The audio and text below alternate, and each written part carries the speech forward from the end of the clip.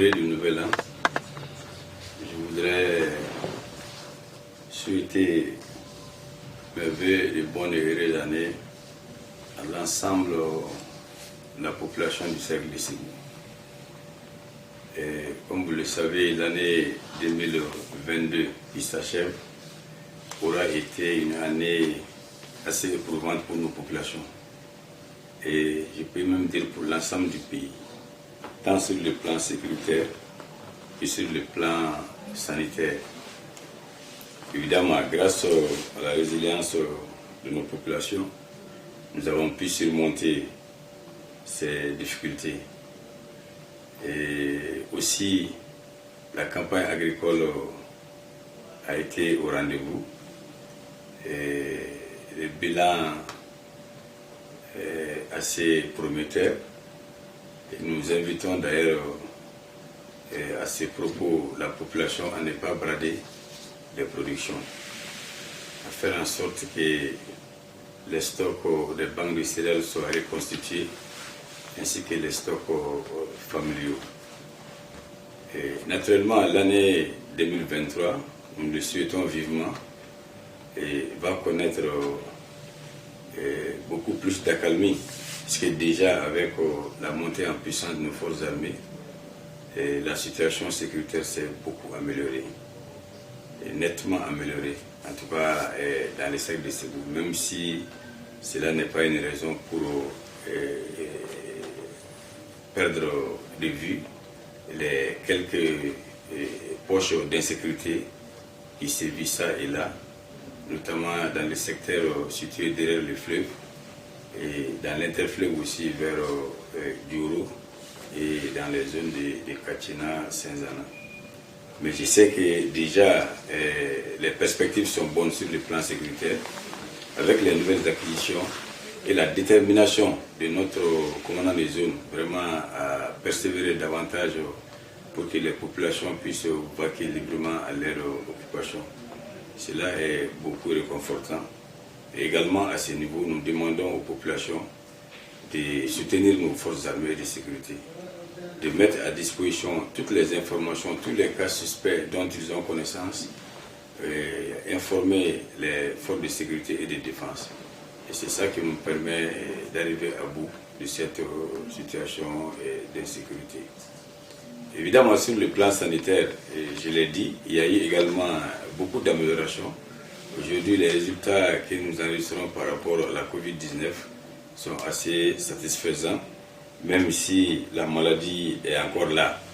Et c'est pour raison pour laquelle nous avons procédé au lancement de la campagne de vaccination, surtout à l'adresse des jeunes. Et vous vous rappelez, à ses débuts, les vaccins que nous avons reçus n'étaient pas, la couche juvénile n'était pas prise en compte. Mais il a été constaté qu'effectivement, cette couche aussi était beaucoup plus exposée. Et le gouvernement a fait des efforts pour mettre à disposition des populations des vaccins contre la COVID-19, surtout à l'endroit de la jeunesse. Donc j'invite les populations du cercle de Ségou à se faire vacciner. Et les postes de vaccination, c'est presque partout. Au niveau des centres de santé, on peut les trouver.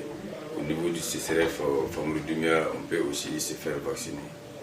Donc à ce niveau, là aussi, il y a beaucoup plus d'apaisement.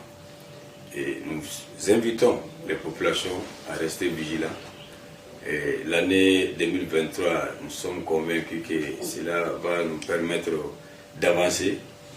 Surtout, nous devons connaître les échéances référendaires. Il y a le référendum qui est prévu pour mars. Et nous souhaitons vivement que le oui l'emporte à Ségou. Parce que tout simplement, l'avant-projet de constitution dont la lecture est en cours a été élaboré, je pense, avec la participation de l'ensemble des populations. Et Ségou déjà a donné sa position et nous sommes convaincus que les populations se sont appropriées ces documents-là. Et dans les jours à venir, nous envisageons aussi davantage de donner les informations contenues dans cet avant-projet de constitution, toujours pour permettre aux populations de s'en approprier davantage, de comprendre ce qui est là-dedans. Donc, bref, nous souhaitons poursuivre les activités de développement que nous avons entamées durant cette année 2022, bien entendu avec l'ensemble des partenaires. Et je profite pour remercier non seulement les populations du secteur de Ségou pour leur engagement et leur résilience, mais aussi nos partenaires au développement qui sont aux côtés de l'État du Mali, en tout cas en ce qui concerne le secteur de Ségou, pour aider les populations dans leur activité quotidienne d'amélioration de leurs conditions de vie. Nous sommes convaincus que ce partenariat va continuer dans le cadre du respect des intérêts stratégiques de notre pays, mais aussi de la dignité du Malien, comme cela constitue l'un des axes forts des autorités de la transition. Nous remercions également le gouvernement pour les efforts inlassables fournis à l'endroit des populations en termes de distribution de céréales, en termes d'intervention en transfert de cash monétaire, quand bien même que Ségou attend encore ses ressources par rapport à la Covid-19, qui est déjà un sujet d'actualité sur lequel nous sommes en train de travailler.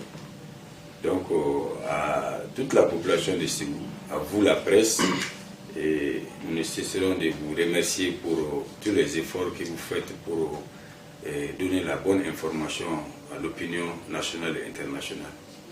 Et à l'ensemble des acteurs, que ce soit les services techniques, nos collaborateurs, les forces de sécurité et de défense, la société civile, les légitimités traditionnelles, les leaders religieux de tous ordres, les femmes, les jeunes, je dis à toutes et à tous, bonne et heureuse année 2023. Et une année pleine de succès, d'amour, de joie et de bonne santé pour le bonheur de notre pays, pour la stabilité, pour la paix et la cohésion sociale. Je voudrais enfin réitérer nos remerciements à nos plus hautes autorités pour les efforts en soutien, en tout cas à nos populations, en ce qui concerne le secteur de Ségou. Je vous remercie de votre aimable attention.